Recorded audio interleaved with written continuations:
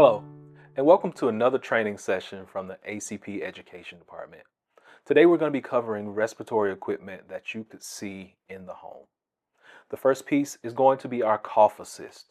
Now, the cough assist is made by Philips Respironics and is made to help your patient generate a productive cough. Today we're going to be demonstrating the pieces of the equipment as well as how to use it on our patient. First off, the pieces of equipment. On your cough assist machine, you should have your first piece of tubing.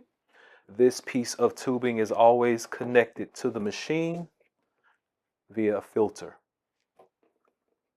Once the filter and the tubing are connected, you are going to press the on button on the machine.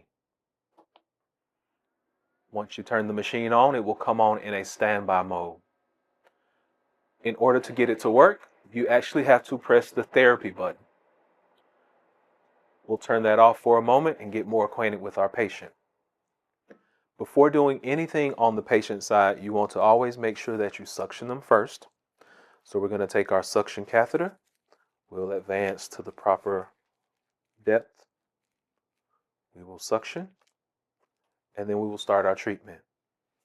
Disconnect any pieces that are connected to the trach. Connect this tubing directly to your patient.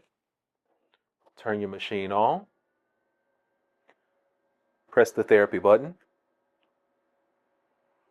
The machine will do everything for you. Each cycle is going to go 5 times.